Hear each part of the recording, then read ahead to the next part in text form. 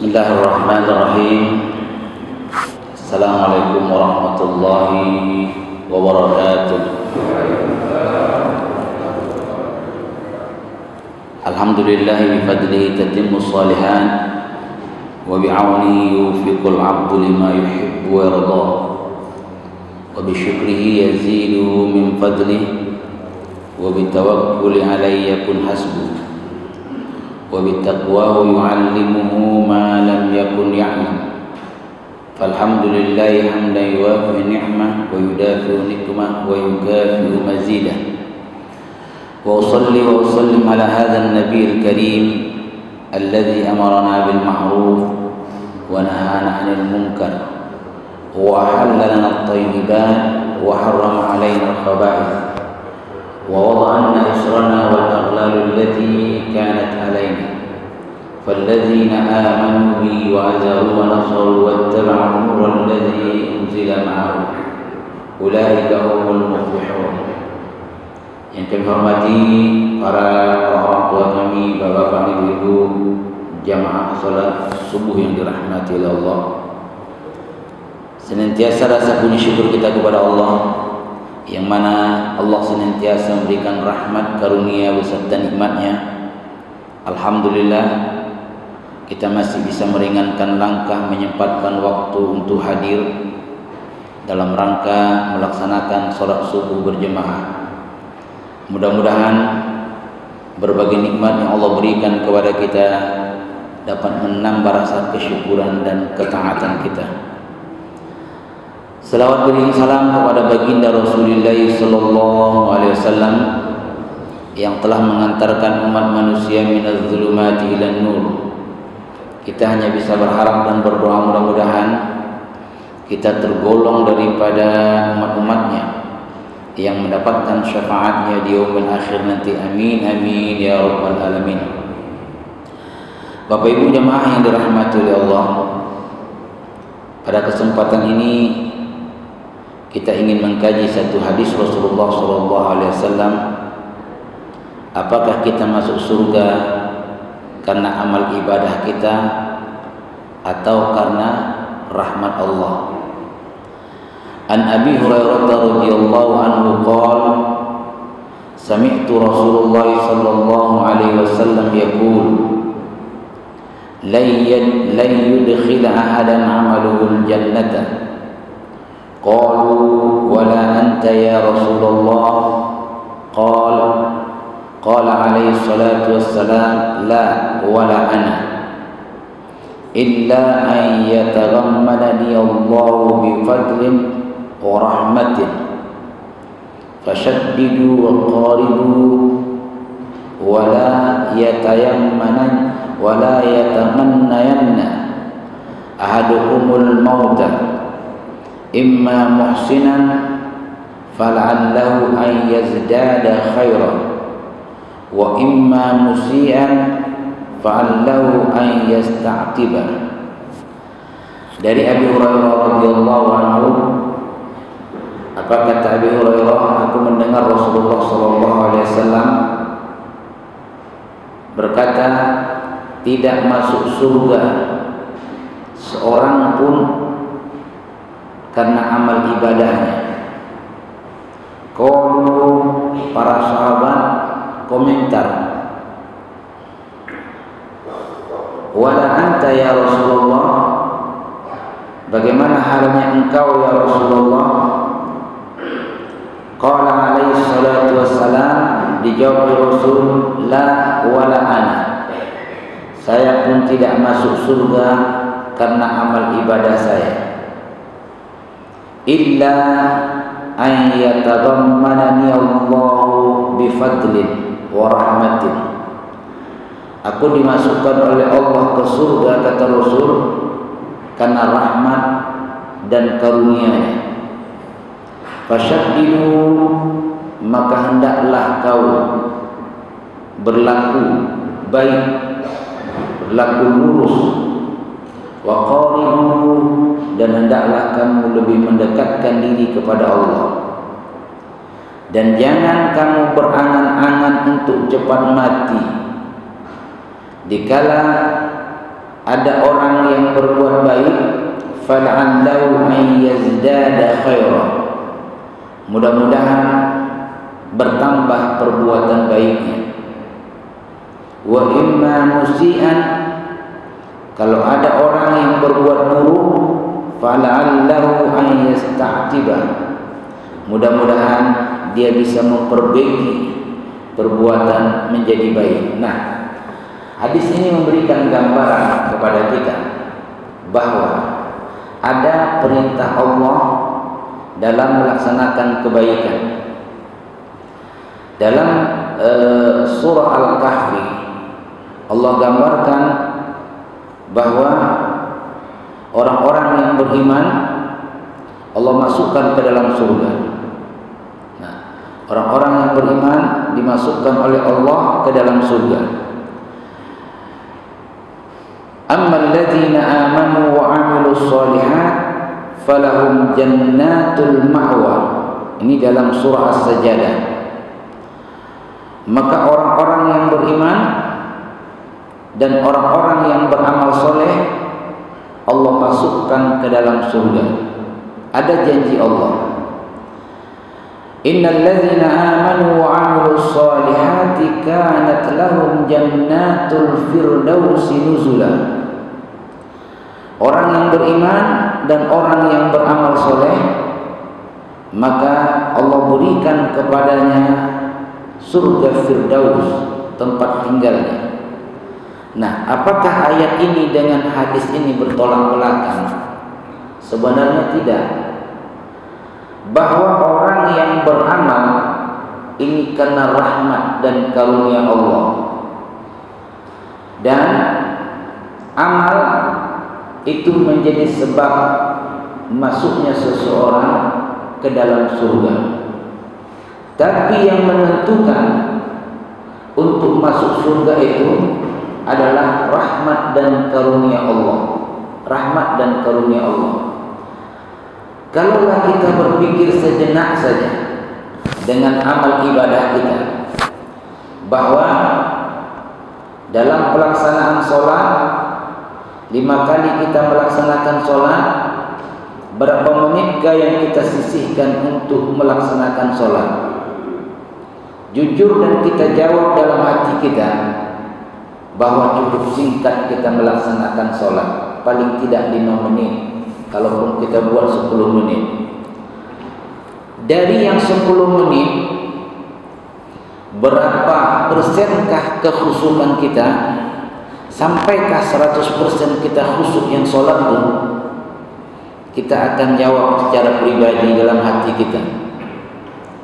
Atau hanya sekedar 75% kekhusyukan kita, atau di bawah itu 50, atau di bawahnya lagi 25. Kalaulah seandainya 25% pelaksanaan amal ibadah sholat kita gambarkan memungkinkan kita masuk surga, kita akan bisa jawab. Nah, ternyata dalam waktu pelaksanaan sholat hanya sekian persen kita yang bisa khusyuk dalam pelaksanaan sholat. Nah, disinilah kadang-kadang yang membuat kita pesimis untuk masuk surga. Ini dari segi amal ibadah, dari segi amal ibadah. Kalau dari amalan-amalan yang lain, bisakah sirna amal ibadah kita? Infak, sedekah bisa.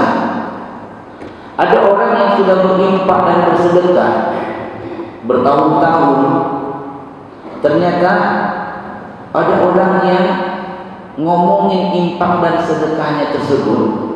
Siapa yang berinfak tuh ya? Kok bisa bagus kan yang masjidnya ya? Ternyata yang berinfak dan sedekahnya pun mendengar ucapan ini. Udah diomongin gitu lama, apa katanya? Biar kalian tahu ya, yang berinfak itu saya. La tubtilu shadaqatikum bil manni wal adza. Jangan kau batalkan pemberianmu bil manni, dengan mengungkit-ungkit. wal azan, dan menyakiti. Ini membuat sirnanya amal ibadah kita. Maka cocok dalam hadis yang memasukkan kita ke dalam surga ini bukan karena amal ibadah kita semata, tapi bifadlin wa rahmatin, karena rahmat Allah dan karena karunia Allah. Rasulullah ketika dikomentari oleh sahabat, qalu wala anta ya Rasulullah, apakah engkau ya Rasulullah tidak masuk surga juga dengan amal ibadahmu? La wala ana, saya tidak masuk surga karena amal ibadah saya.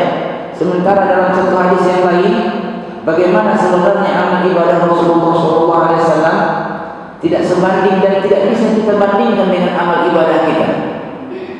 An Aisyah radhiyallahu anha qalat kana yaqumu min al-lail hatta yatafattara qadamahu.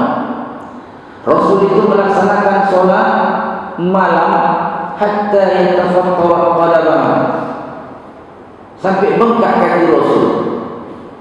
Qala, dikomentari oleh Aisyah, limaza tasna hadza ya Rasulullah, kenapa kau repot-repot kali beramal beribadah ya Rasulullah semalam suntuk?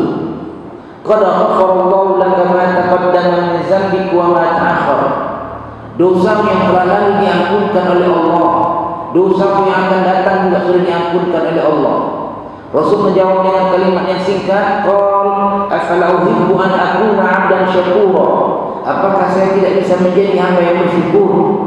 Ternyata bagaimana amal ibadah Rasul dalam sholat malamnya, tapi ketika dikomentari oleh sahabat, qalu wala anta ya Rasulullah, apakah kau tidak bisa juga masuk surga karena amal ibadahmu?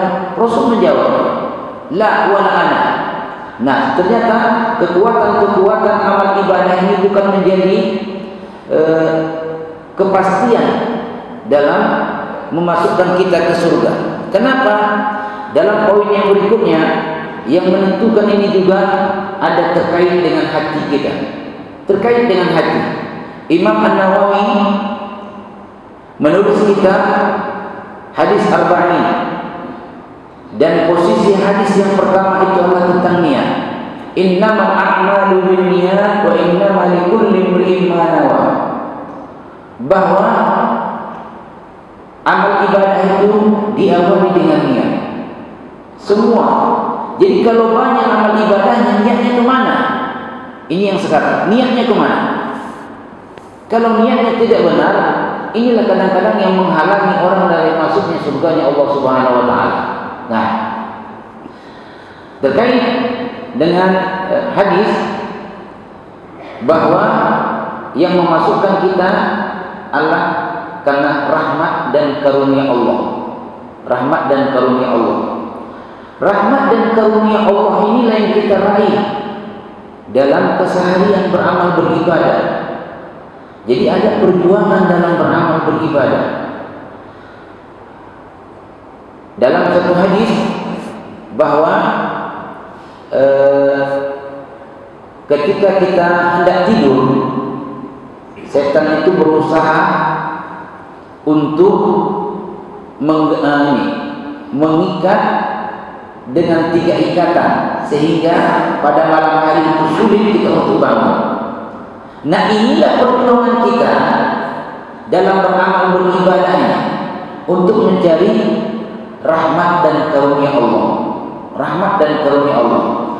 Dalam hadis, ya'taqidu syaitanu ala qafiyati ra'si ahadikum, bahwa setan itu akan mengikat 3 ikatan bahagian tengkuk kepala kita ketika kita hendak tidur. Artinya, mampukah kita bangun pada malam hari untuk melaksanakan sholat tahajud? Kita bersaing dengan amal ibadah kita ini. Mampukah kita bangun pada malam hari untuk melaksanakan sholat tahajud? Karena ketika anak cucu Adam itu tidur, diikat dengan 3 ikatan. Kadang sulit kita ketika kita bangun malam mendudukkan badan itu sulit. Nah, untuk mendapatkan rahmat dan karunia Allah, inilah cara yang ditawarkan Rasulullah SAW. Salah satu di antaranya, fa iza stayqadha fa zakarallaha kalau kau bangun, segeralah kau mengucapkan zikir. Alhamdulillahillazi ahyana ba'dama amatana wa ilaihi nusyur. Kalau dahulu ini doa mau tidur, dan ini hafal kita, dihafalkan kepada anak-anak, seolah-olah doanya hanya sebatas untuk tidur. Padahal lebih dari itu, doa ini juga salah satu di antara menggagalkan rencana setan pada malam hari ketika kita hendak melaksanakan sholat tahajud. Doa ini juga menghindari gangguan setan. Nah, artinya alhamdulillahillazi ahyana ba'dama amatana wa ilaihi nusyur. Setelah kita bangun, apa yang kita lakukan? Fa in tawaddu'a, kita berwudu. Ihtallan uqdatun, lepas dua ikatan. Ketika kita berzikir, lepas satu ikatan. Ketika kita berwudu, lepas dua ikatan. Maka fa in shalla, apabila kita melaksanakan salat, ihtallan uqdatun, lepas tiga ikatan. Inilah perjuangan kita untuk mendapatkan rahman dan rahimnya Allah, mendapatkan karunia Allah. Sehingga apa? Ada tahapan-tahapan dalam beramal beribadah. Apapun amal ibadah kita, mau kita baca Al-Quran, sholat malam, sholat duha, zikir, ada tahapan-tahapan. Tahapan pertama, kita harus memaksakan diri kita untuk beramal beribadah. Kita paksakan diri kita untuk beramal beribadah. Kalau tidak kita bisa memaksakan diri kita untuk beramal beribadah, tidak akan mungkin kita bisa beramal beribadah. Kadang motivasi dalam beramal beribadah ini seperti itu. Umpama, kalau kita umpamanya pada malam hari hujan lebat, maka ada orang yang berteriak, "Bu, banjir, banjir." Kita akan bangun dari tempat tidur kita bersemangat. Nah, karena motivasinya beda. Tapi kenapa pada malam hari itu sulit kita untuk bangun? Nah, salah satu di antaranya dipaksakan diri kita di bulan Sya'ban. Persiapan kita untuk memasuki bulan Ramadan dan menjadi satu kebiasaan kita di bulan Ramadan nanti mendapatkan keistimewaan dalam bulan Ramadan. Yang kedua, setelah kita paksakan amal ibadah ini, itu akan menjadi satu kebiasaan dan menjadi rutinitas kita. Setelah kita membiasakan, itu akan menjadi satu keharusan. Ketika tinggal, kita akan merasakan penasaran. Ada orang yang targetnya one day one juz, membaca satu hari satu juz. Ketika dia tidak sampai membaca targetnya, maka kebiasaannya ini akan menjadi satu kegelisahan. Sampai dengan tahap yang terakhir yang disebut dengan kenikmatan. Dipaksa, kebiasaan, satu keharusan, dan satu kenikmatan. Kita sudah berada di posisi mana? Apakah kita sudah berada dalam posisi kenikmatan? Ketika kita bangun malam, kita merasakan kenikmatan dalam beramal beribadah. Ketika kita membaca Quran, kita merasakan satu kebahagiaan. Kalau kita sudah sampai satu kenikmatan, inilah usaha dan tahapan-tahapan untuk mendapatkan rahman dan rahimnya Allah Subhanahu wa taala. Rahman dan rahimnya Allah Subhanahu wa taala. Nah, kita ambil saja satu contoh. Salat tahajud. Setelah kita paksakan, akan muncul satu kebiasaan. Setelah itu akan muncul satu keharusan, dan berikut satu kenikmatan. Dalam satu hadis, inna fil lail lasa'ah, dalam waktu malam ada beberapa jam, la yuwafiquha rajulul muslim yas'alullahu khairan min amri dunya wal akhirah illa a'tahu iyyahu wa zalika kullu lailatin. Ada orang yang bangun pada malam sholat tahajud. Pada waktu malam itu ada waktu-waktu yang teristimewa bagi kita. Ketika ada orang yang bermohon untuk kebahagiaan dunia dan kebahagiaan akhirat, a'tahu, Allah akan berikan. Dan itu hanya ada di malam itu saja. Nah, hanya ada beberapa saat dari malam itu. Jadi ketika kita memaksakan, yang akhirnya menjadi satu kenikmatan kita dalam beramal beribadah, satu kenikmatan dalam beramal beribadah. Nah, sehingga dalam hadis yang lain apa kata Rasul? Yunazzilullahu tabaraka wa ta'ala kullu lailatin ila as-sama'i dunya hina yabqa thuluthul lail akhir. Allah turun dari langit ke bumi setiap malam hina yabqa thuluthul lail akhir, ketika di pertengahan malam Allah turun. Apa kata Allah dalam hadis kursi? Ada 3 yang diberikan oleh Allah. Man yad'uni fastajib lahu. Barang siapa yang berdoa kepadaku, aku kabulkan doanya. Maka mumpung kita berada di dalam bulan Sya'ban, dalam rangka memasuki bulan Ramadan, persiapan kita di bulan Sya'ban ini untuk lebih fokus kita di bulan Ramadan. Ada waktu-waktu yang teristimewa kita berdoa untuk mendapatkan rahmat dan rahimnya Allah Subhanahu wa taala. Salah satu di antaranya ketika kita sahur, dalam satu hadis, tasahharu fa innahu fis suhuri barakah. Bangunlah kau waktu sahur, karena di celah-celah sahur itu ada keberkahan. Terkadang orang bertanya dengan sahur ini, secara hukumnya sunnah, tapi ada keberkahan dari sahur itu. Nah, apa keberkahan? Keberkahan makan minum kita di waktu sahur, ada keberkahan makan minum kita. Yang kedua, ada keberkahan ketika kita berdoa, tasahharu fa innahu fis suhuri barakah. Terlupakan kita. Ada 2 waktu yang teristimewa ketika sahur dan ketika berbuka puasa. Lis-shaimi inda iftarihi da'watun mustajabatu. Orang yang puasa ketika hendak berbuka puasa, dia berdoa, Allah kabulkan doanya. Da'watun mustajabatu. Terlupakan bagi kita beberapa menit sebelum berbuka puasa kita berdoa. Da'watun mustajabatu. Doa dikabulkan oleh Allah. Yang kedua, man yas'aluni fa'atiyahu. Barang siapa yang meminta, aku berikan permintaan. Yang ketiga, man yastaghfiruni faghfir lahu.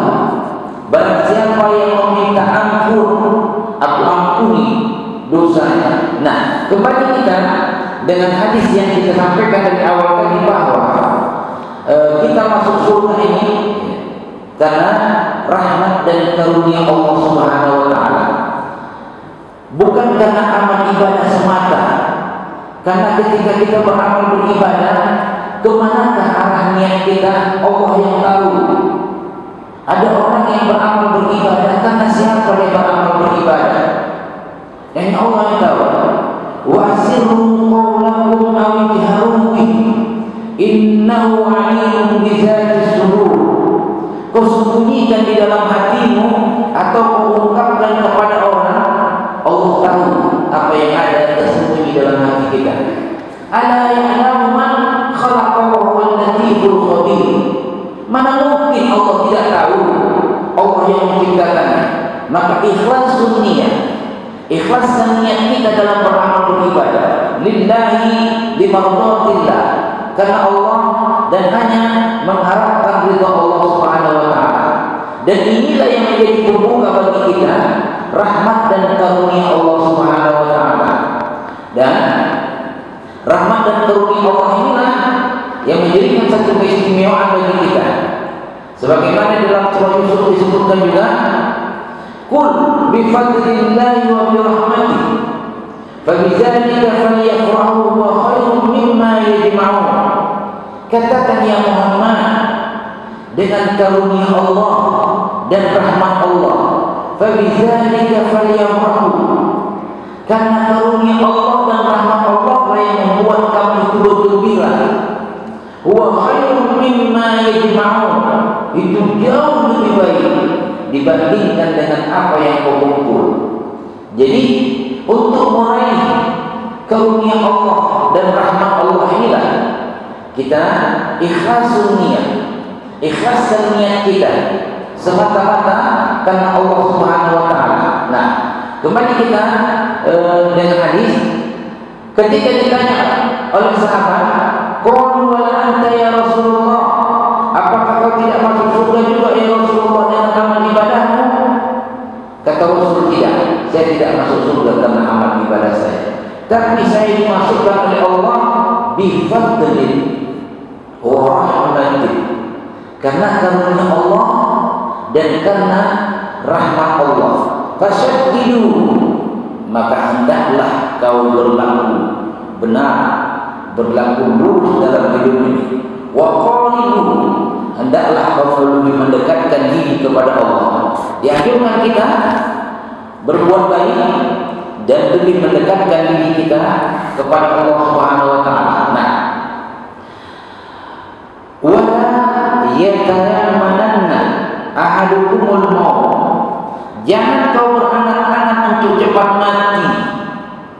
Ada orang rasa keputusasaannya, dia meminta biar cepat dicabut nyawanya. Kalau dia berbuat baik, mudah-mudahan la'allahu an yazdada khairan, Allah tambah perbuatan baik. Nah, wa in kana musian, kalau dia berbuat jahat, mudah-mudahan kejahatan bisa merubah untuk berbuat baik. Jadi dalam kesimpulan hadis ini bahwa memacu kita dalam beramal beribadah dengan niat yang tulus dan ikhlas semata-mata karena Allah. Karena niat ini bisa berubah dengan keadaan. Niat ini bisa berubah dengan situasi. Jadi harapan kita semuanya hanya kepada Allah. Inna sholati wa nusuki wa mahyaya wa mamati lillahi rabbil alamin. Semata-mata hanya kepada Allah, bukan kepada makhluk. Maka orang yang menggantungkan harapannya kepada makhluk, inilah orang yang paling kecewa dalam hidup ini. Tapi ketika kita menggantungkan harapan kita kepada Allah, itulah orang yang paling teristimewa. Orang yang paling teristimewa yang menggantungkan harapannya kepada Allah Subhanahu wa taala. Nah, ada beberapa. Yang pertama, jangan pernah merasa puas dalam, dan jangan pernah merasa puas dan bangga dengan segala amal ibadah yang kita lakukan. Karena besarnya amal, tetapi karena banyaknya amal kita, yang menentukan itu adalah rahman dan rahimnya Allah, kasih sayangnya Allah. Tapi kenapa Rasulullah SAW ketika ditanya oleh sahabat, apakah kau masuk surga, apakah kau juga tidak masuk surga? Inilah ketawaduan Rasulullah SAW. Amal ibadah Rasulullah SAW ini tidak sebanding dan tidak bisa dibandingkan dengan kekuatan amal ibadah. Ada 3 orang sahabat datang kepada istri Rasulullah SAW menyatakan, aina nahnu baina Rasulillah SAW. Bagaimana sebenarnya posisi kami dibandingkan dengan Rasulullah SAW? Apakah yang satu, ana usolli dan urki, saya sholat terus, tak berhenti saya sholat. Datang kata yang satu lagi, ana asum dan uftir, saya puasa tidak berbuka, nanti habis puasa lanjut lagi puasa, habis puasa lanjut puasa. Datang kata yang ketiga, ana lam atazawwaju nisa, aku tak nikah-nikah. Ternyata ketika sahabat yang 3 ini bertanya kepada Rasul, apa kata Rasul? Ana usolli wa urqid, saya sholat dan saya kadang tinggal sholat saya, yaitu sholat sunat Rasul. Ana usolli lam uftir, ana asum wa uftir, saya puasa dan saya kadang tidak puasa. Ana atazawwaju nisa, saya menikah. Jadi barang siapa yang tidak mengikuti sunnahku, maka bukan bahagianku. Jadi ketika ditanya oleh sahabat, apakah kau tidak masuk surga juga ya Rasulullah dengan amal ibadahmu? Rasulullah jawab, saya tidak masuk surga dengan amal ibadah. Tapi itulah kerendahan hati Rasulullah SAW. Jadi tidak pantas kita membanggakan dengan amal ibadah yang kita lakukan, karena itu bukan menjadi jaminan. Karena yang menjadi jaminan adalah rahmat dan karunia Allah. Tapi rahmat, amal ibadah tidak akan pernah terlepas daripada rahmat dan karunia Allah Subhanahu wa taala. Amal ibadah tidak akan pernah terlepas daripada rahmat dan karunia Allah Subhanahu wa taala. Sama dengannya kalau ada orang menyatakan bahwa salat duha itu adalah pembuka rezeki. Salat duha itu membuka pintu rezeki. Sebenarnya pelaksanaan salat duha saja itu rezeki. Tidak semua orang sanggup melaksanakan salat duha. Melaksanakan salat duha saja.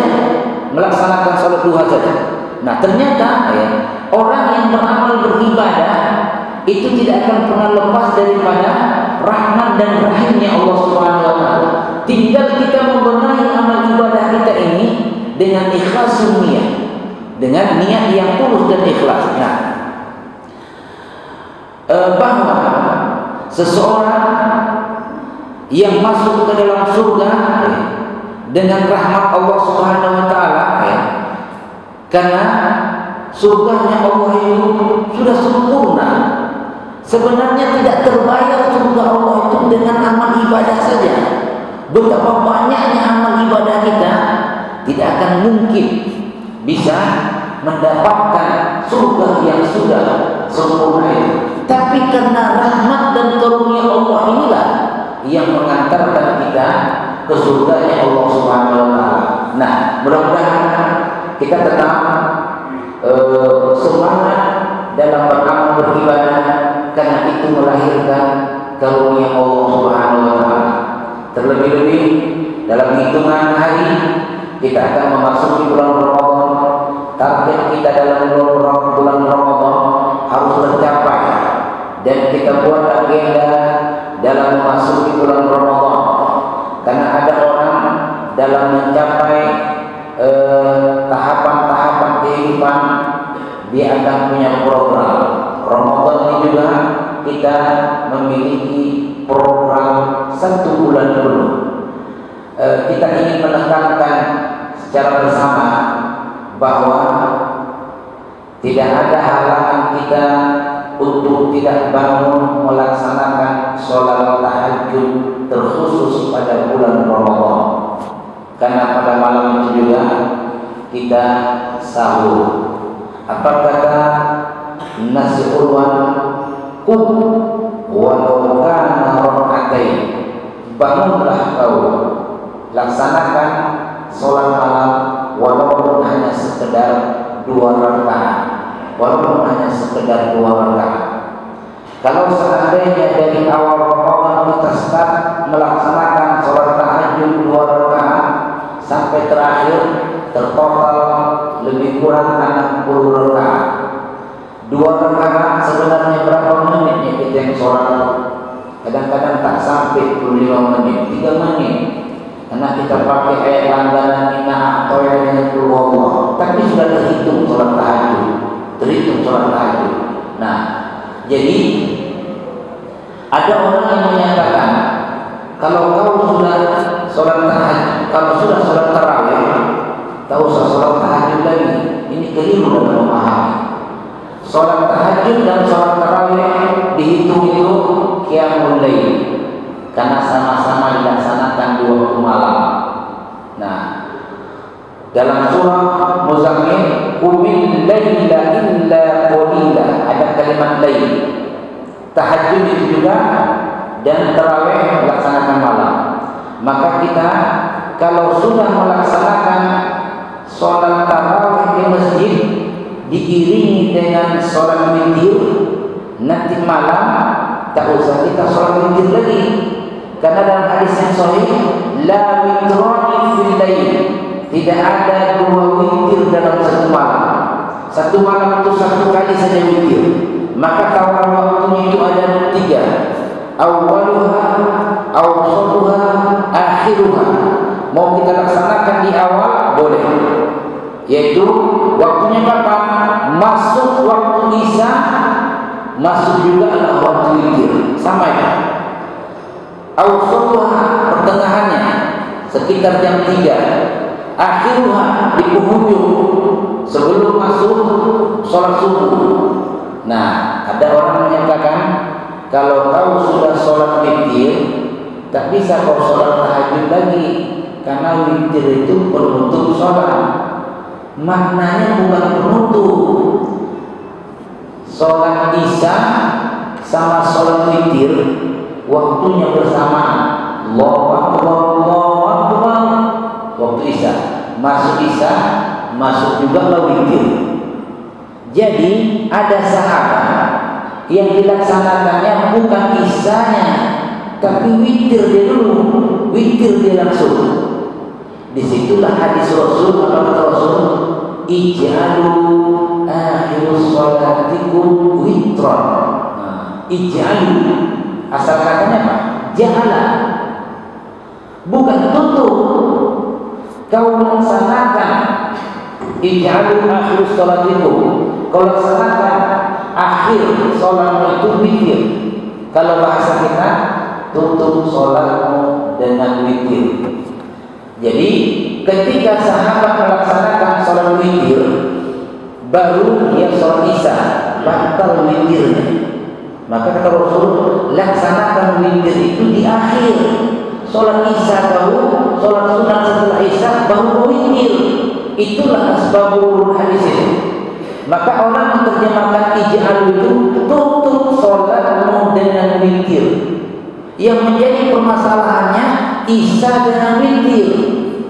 Kalau sholat tahajud malam, apakah sudah ditutup? Enggak ada istilah tutup sholat. Jadi kalau kita sholat witir waktu di masjid, sholat digandeng dengan tarawih, nanti malam tapi tidak lagi pakai witir, tidak pakai witir. Nah, artinya apa? Tidak ada halangan kita tidak bangun malam dalam pelaksanaan sholat tahajud di bulan Ramadan. Nah, ini satu keistimewaan. Yang kedua, target kita membaca Al-Quran, kita khatamkan 30 juz dalam 1 bulan. Ada orang menyatakan kayaknya bisa Ustaz 30 itu. Ketika kita di depan HP Android hitungan jam saja. Habis kita membuka WA, masuk kita ke Instagram, masuk kita FB, masuk kita ke YouTube, hitungan jam. Setengah jam duduk di depan Al-Quran, 1 juz. Nah, jadi target kita di bulan Ramadan karena keistimewaan yang diberikan oleh Allah. Mudah-mudahan Allah berikan kekuatan, Allah berikan kesehatan kepada kita sehingga berpeluang kita dalam beramal beribadah. Makanya ada kata orang bahwa Ramadan ini adalah bulan yang teristimewa. Memang Ramadan adalah bulan yang teristimewa diberikan oleh Allah dalam hitungan 1 tahun. Ada waktu yang teristimewa, hari yang teristimewa, bulan yang teristimewa. Sebenarnya kemarin kita waktu nisfu Sya'ban digembar-gemborkan bahwa nisfu Sya'ban istimewa, memang istimewa. Ini yang istimewa siapa? Orang yang sudah merintis amal ibadahnya dari awal sehingga dia tingkatkan amal ibadahnya, disitulah keistimewaannya. Ramadan istimewa, orang yang sudah merintis amal ibadahnya kemudian dia tingkatkan, itulah keistimewaan. Tapi kalau dia berada di bulan yang istimewa, dia baru saja mengawali amal ibadahnya, ini tidak mendapatkan keistimewaan. Nah, jadi keistimewaan diberikan oleh Allah seperti masuk bulan Ramadan sampai nanti di penghujung Ramadan, Allah berikan keistimewaan dengan Lailatul Qadar. Ada orang, Pak, enggak pernah menanya ke masjid. Iya, ini 10 terakhir turunnya Lailatul Qadar. Jadi malam pertama sampai malam ke-10, ya saya tak fokus. Bisakah dia dapat keistimewaan ini? Enggak. Makanya yang istimewa itu orang yang tetap dari awal dan sampai di garis finish. Ini yang kita inginkan di bulan Ramadan. Nah, mudah-mudahan Allah berikan kesempatan kita dalam beramal beribadah, Allah berikan kekuatan, Allah berikan kesehatan, Allah jauhkan kita kita dari bala petaka, Allah jauhkan kita dari berbagai musibah dan rasa kekhawatiran kita ketika bulan Ramadan, ada rasa kecemasan kita, maka kita tetap berdoa kepada Allah. Ada 3 harapan kita, terlebih-lebih kita nih kalau yang sudah berumur di atas 50, harapannya tidak banyak, sedikit aja. Ya Allah, berikan kekuatan dan kesehatan ya Allah. Tak banyak-banyak. Jadi padahal Rasul sudah menyampaikan ada 3 hal yang kita mohonkan. Allahumma afina fi badanina, Allahumma afina fi samina, Allahumma afina fi basarina. Ya Allah, berikan kekuatan fisik ya Allah, berikan kekuatan pendengaran ya Allah, berikan kekuatan penglihatan ya Allah. Ini yang vital ya, vital. Fisik, pendengaran, penglihatan. Kalau sudah kabur, tak bisa lagi kita melihat Al-Quran. Kalau berkah, ini yang vital. Ternyata doa ini disampaikan Rasul. Makanya kalau kita punya target menghafalkan Al-Quran 30 juz dalam 1 bulan, dalam Al-Quran itu ada 15 titik surah yang terkait dengan ayat-ayat sajadah. Ketika kita baca, disunahkan kita sujud. Apa doa kita dalam sujud itu? Sajada wajhiya lillazi khalaqahu wa saqqa sam'ahu wa basarahu bihawlihi wa quwwatihi fatabarakallahu ahsanul khaliqin. Sisihkan di doa itu, Allahumma afini fi badani, Allahumma afini fi sam'i, Allahumma afini fi basari. Ya Allah, berikan kekuatan fisik ya Allah, berikan kekuatan pendengaran ya Allah, berikan kekuatan penglihatan ya Allah. Kalau kita sudah berusia lanjut, anak-anak menawarkan kita, Pak, Ma, kami sudah berencana semuanya, satu bulan adik ini semuanya untuk membangunkan Papa rumah 3 tingkat dan Papa sama Mama tinggal di tingkat yang ketiga. Hambar kita, tak terpikir kita lagi. Nah, atau anak kita menawarkan, Ma, Pak, ini kami sudah berencana biar Papa lebih senang. Usia bapaknya sekitar 85 tahun. Kami berikan mobil yang terbaru Pajero Sport ya. Apa katanya? Tak terbawa oleh saya. Jadi harapan kita itu Allah berikan kekuatan kesehatan fisik kita, penglihatan, pendengaran. Kalau perkara lain itu masih bisa diolah. Kalau gigi yang ompong masih bisa pakai gigi palsu. Kalau beruban masih bisa ditutup pakai mukena kita, pakai jilbab kita, tidak ada masalah. Kadang-kadang kalau Ustaz kalau rambut itu kadang jadi fitnah juga. Saya bilang fitnah. Itu lama nunggunya juga. Lama nunggunya juga putih ya. Sampai 60 tahun. Nah, mudah-mudahan harapan kita di bulan Ramadan Allah berikan kekuatan kesehatan. Doa kita bersama ya. Jangan terlupakan kita kesempatan tersebut. Lebih dan kurang mohon maaf. Aku dulu bihari wa astagfirullah. Assalamualaikum warahmatullahi wabarakatuh. A'udzubillahi minasyaitonir rajim. Bismillahirrahmanirrahim. Alhamdulillahirabbil alamin wassalatu wassalamu ala asyrafil anbiya'i wal mursalin wa ala alihi wa sahbihi ajma'in. Allahumma ighfir lana dhunubana wa liwalidayna warhamhuma kama rabbayana shaghira. Allahumma anfa'na bima 'allamtana wa 'allimna ma jahilna wa zidna 'ilman nafi'a wa rzuqna fahman wasi'a. Allahumma tahhir qulubana min an-nifaq wa a'malana min ar-riya wa a'yunana min al-ma'siyah wa alsinatana min al-kadhib. Allahumma afina fi badanina ya Allah, Allahumma afina fi sam'ina ya Rahman, Allahumma afina fi basarina ya Rahim ya Allah ya Rahman ya Rahim. Allahumma rabbana taqabbal du'ana ya Allah ya Rahman ya Rahim. Rabbana hab lana min azwajina wa dhurriyyatina qurrata a'yun waj'alna lil muttaqina imama. Rabbana atina fid dunya hasanah wa fil akhirati hasanah wa qina adzabannar. Walhamdulillahi rabbil alamin.